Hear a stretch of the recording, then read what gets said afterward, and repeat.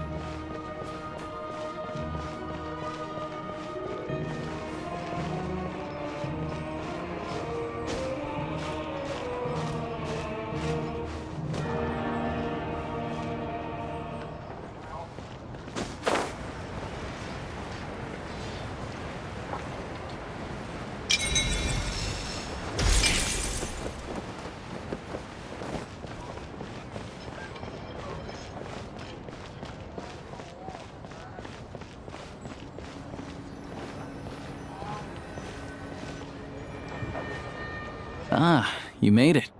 I've got some tickets, and I managed to set something up with the Rokot. It'll have to wait until after the show, though. Happy to stay and watch? I doubt you've seen the Korolyevsky troupe on stage before. Pleasure. Here, this is the way in.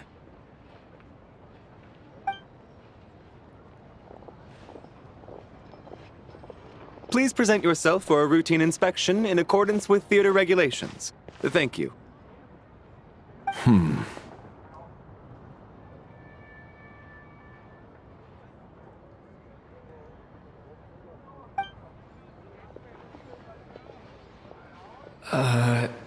Is that guy with the Fatui? Looks like he's waiting for something. Okay, all done. Thank you for your cooperation. Please proceed through to the theater.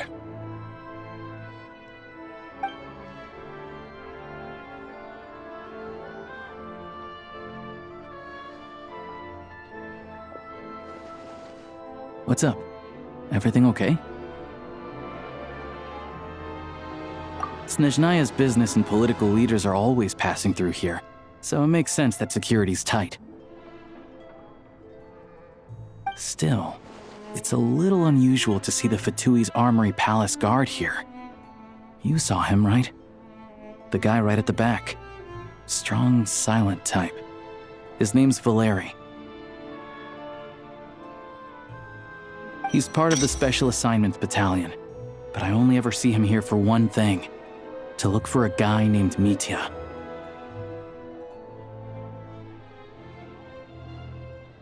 Supposedly a researcher, though he never seems to put much time in at the office. The theater is one of his favorite places to hang out when he's playing hooky from work. But that's not for us to worry about. Let's go. The show's about to start.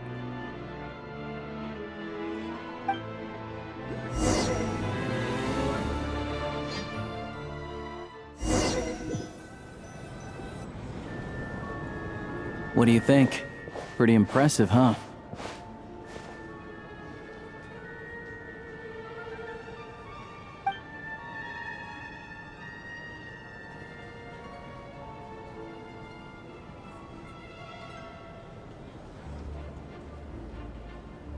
Oh, the one in Fontaine? I hear it's iconic. Never seen it for myself, though.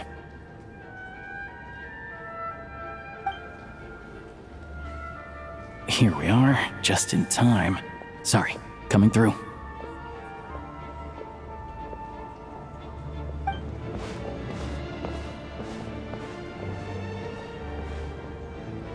Ugh. If you're gonna show up late, keep your mouth shut.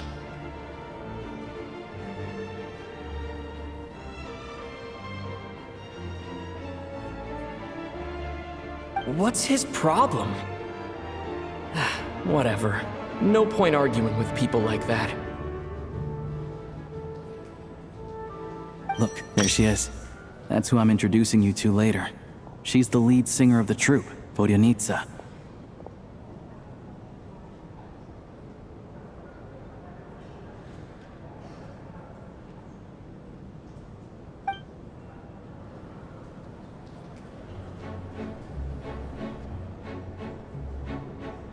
Что мне приходил во сне, старость борется без тона тьме, потоки будничной суеты, горестным ирием вечерней, тянутся годы мои бесцельно, их больше нет любви.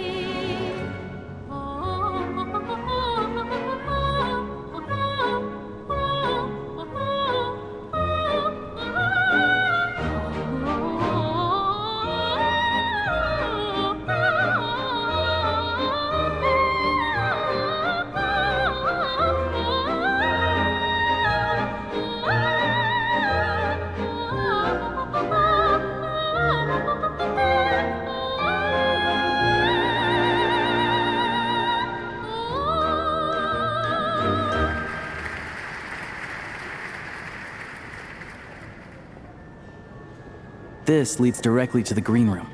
They're expecting us. Vodyanitsa will be waiting for us there.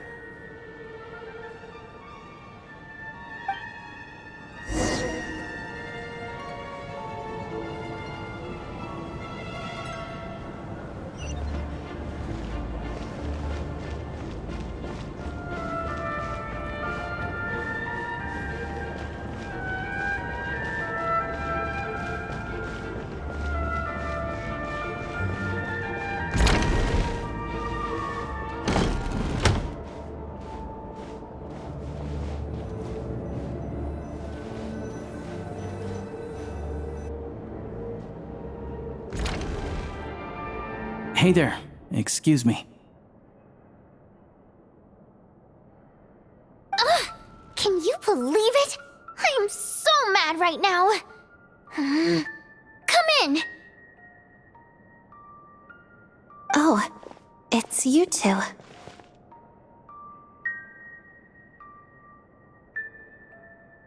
Huh? You know each other? Oh, wait. Is this who you were telling me about? The one you met yesterday and couldn't stop thinking about?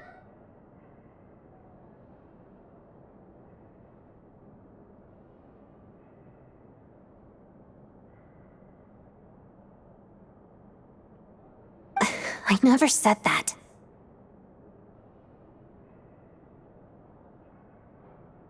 Yes, you did. Why are you denying it? It was right before I went on that rant about the moody factory owner. Oh, I remember it so clearly.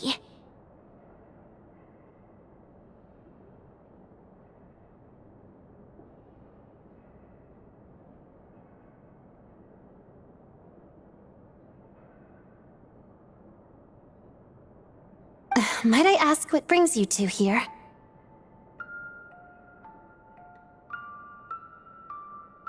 Oh, I just brought him here to see the show. And when it finished, he was full of praise for Vodionitsa's performance. So I thought I'd try my luck, see if we could get the chance to chat for a bit. Maybe get an autograph? You work here. You of all people ought to know that's against the rules. It's not what the green room is there for.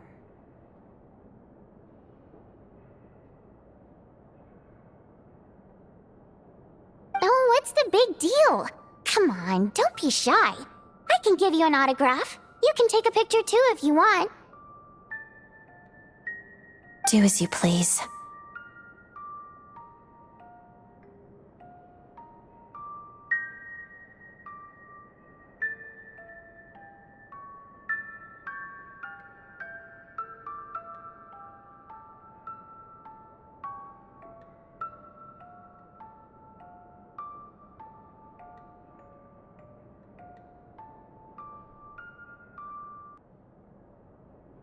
I finished all my shows for the day. I'll leave you to chat.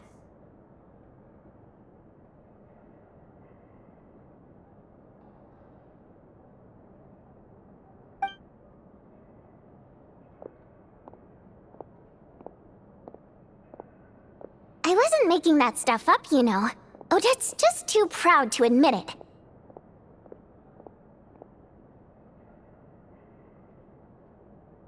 She thinks very highly of you. And so do I. You did the right thing in Svietloladovka. We're good. Odette's out of earshot. I'll lock the door.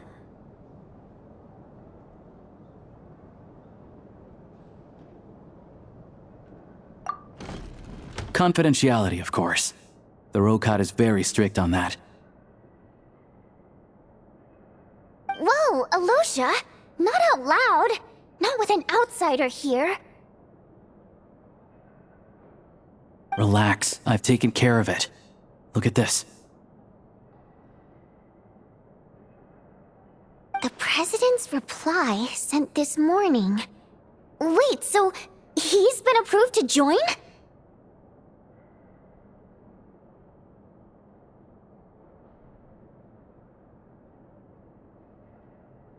You told me last night that you wanted to get intel from the Rokot. Unfortunately, Rokot intel is only available to members. But ever since you set foot in Snezhnaya, we've been working together. I've seen the way you work, your character, and your motives. Everything about you is perfectly in alignment with what we're trying to achieve in the Rokot. So I figured I might as well cut to the chase.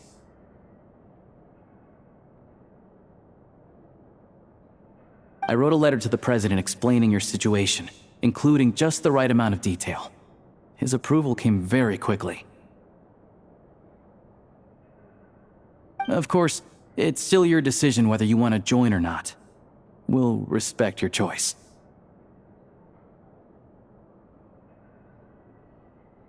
Well, assuming Odette was telling the truth and she didn't misjudge you, I guess we don't need to worry about you blowing our cover.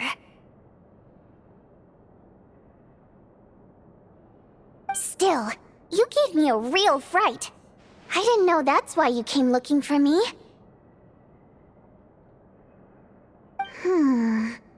So, that stuff you said about admiring my performance, was that just because Odette was here? Did you actually mean it?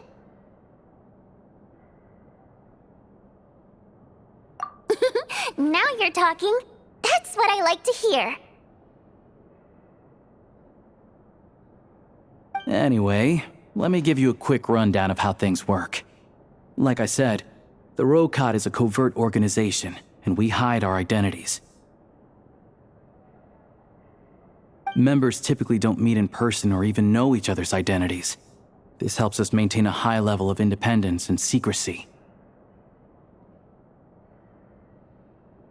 Because of this, members are basically free to decide their methods without constraints. so long as the outcome of any activity doesn't violate the organization's principles. After all, we don't have any ostensible contact with each other. This way, if anything goes wrong, no one else will be implicated. Beyond the freedom to choose how you operate, it's also your choice whether to act at all. We have plenty of members who have yet to take any action. In short, joining the Rokot in and of itself won't place any restrictions on your activity in Snezhnaya. There's a code of conduct you can read if it interests you. But basically, as long as you don't plan on using your anonymity to go around doing evil, you'll be fine. I tried reading it 5 or 6 times. Never made it all the way through. Even the most lackluster script makes for more interesting reading.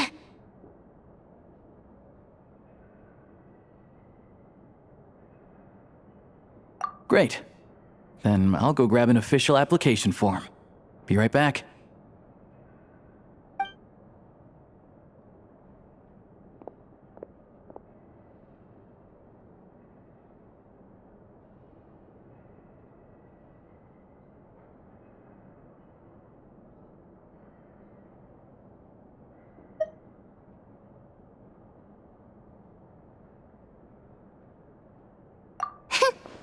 Well, Alosha has this pet dog, you see. His name's Tagarin, and this one time, Alosha brought him backstage.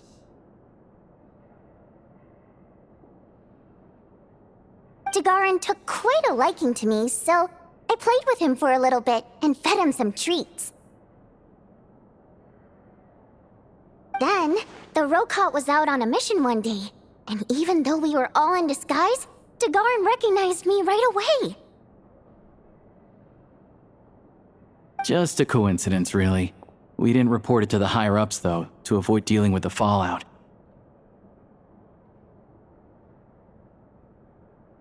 Like, my job at the theater, for instance. I really needed to make ends meet. By the way, what were you complaining about just before we came in? Did everything go okay with Chuganov? Everything did not go okay. That's why I was so mad. I tried to make some small talk with him before I went on stage to fish for intel about the Iskra manufacturing plant. But he wouldn't take the bait. No matter what I said, he kept dodging the question. And then he started complaining. He said he didn't appreciate his second-rate seat in the stalls because he usually gets a private box. I mean, what did he expect? Everyone knows that if you want a box seat, you buy a ticket well in advance.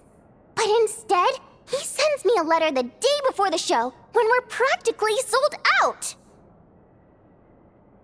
I had to juggle things around just to get him a half-decent seat, hoping he would appreciate the gesture enough to share some information. But nope, he didn't give me anything. Yeah, meeting Chuganov in person has definitely been a disappointing experience. Oh, you probably don't know who we're talking about, do you? Chuganov was that older guy you were sitting next to today. I'm sure he didn't make a great first impression on you either.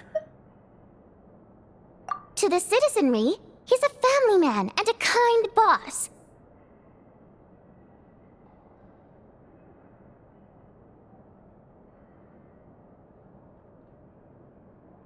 But our interactions with him tell a very different story. It's one thing to ask for a favor, but he acts like it's his right. He always expects special treatment.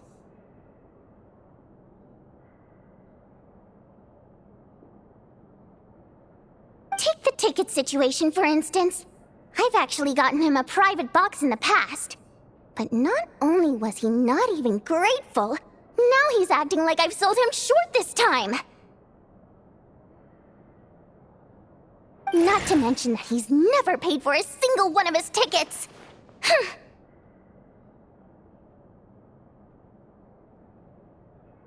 And another thing, if he's such a big family man, Why doesn't he bring his wife and daughter to see the show once in a while? I've never seen them here, not even once. Calm down, Vodyanitsa. If you won't do it the easy way, we'll have to try the hard way. But first things first. Here's your application form. Go ahead and fill it out.